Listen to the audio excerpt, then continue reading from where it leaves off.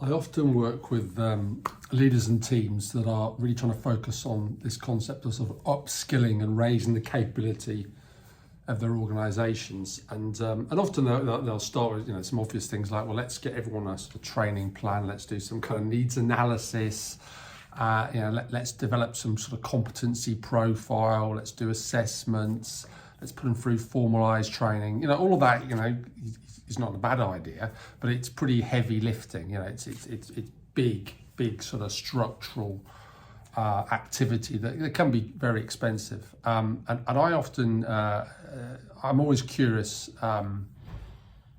when I talk to teams to say, well, how do you think about how people learn? And most people will regurgitate the 70-20-10. They'll say, yeah, well, we know all about 70-20-10, and we understand that from the research from CCL in the past, most performance doesn't actually come from formal training. That's just 10%. We know developmental relationships, working with a line manager, mentor, or coach, that's probably 20%. And we know that experiential learning is by far the biggest sort of accelerator of people's performance. That's the 70%. They sort of know that, but then they still insist on focusing on the sort of 10%.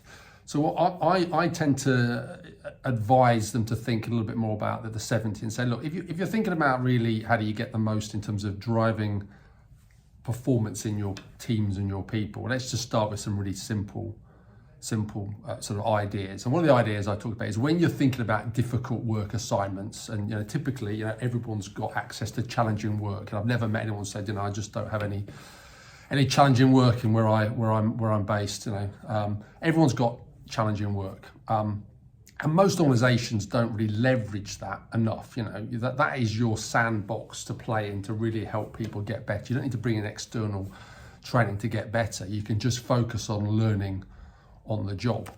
And when I talk to leaders, I often ask them the question, right, okay, when you've got a difficult assignment, when you've got a project, do you think about that as just a piece of work to get done?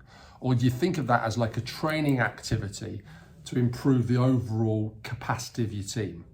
And very rarely do they say yes. They look a little bit surprised. They go, what do you mean? I said, well, look, the way I think about development, and so in my experience through, from my time in the military to right now, is that the people who get, the teams that are really good, and the people who get really good are the ones who learn to develop as part of everyday practice. And as a manager and a leader, you can facilitate this by thinking about how do you give people access to challenging work.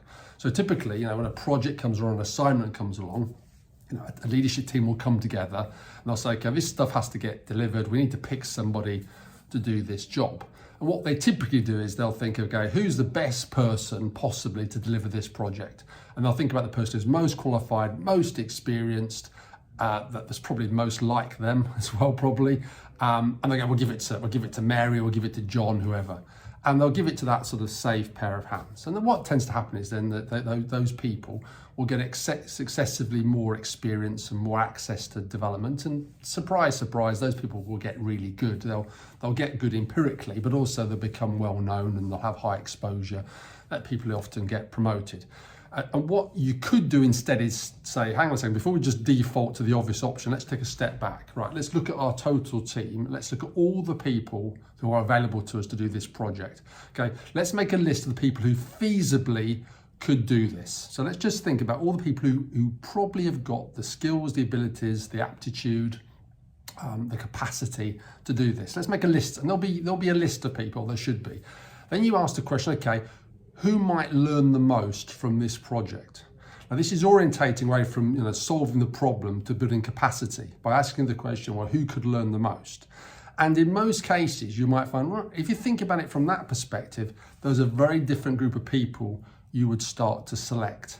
Now, what is the benefits of that? Well, the benefits, first of all, is that if you keep going to the same person, great, they get development opportunities, but you can also probably burn them out. So it gives them a break from your superstar player.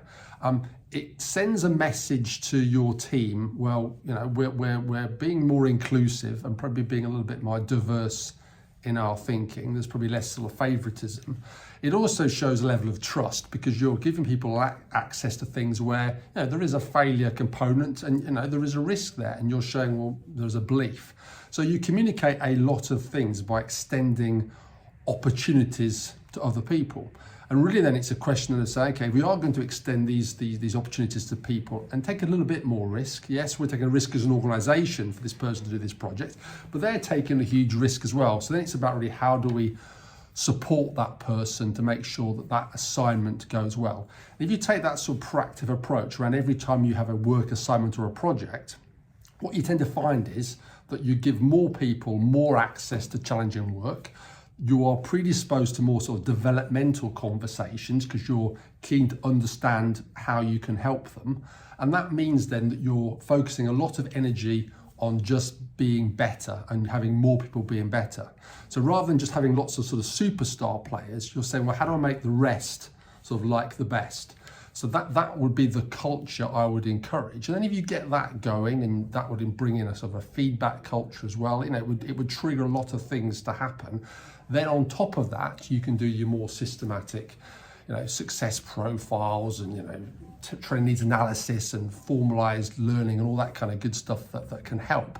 But it's not as important as the learning from challenging work. So hope that helps.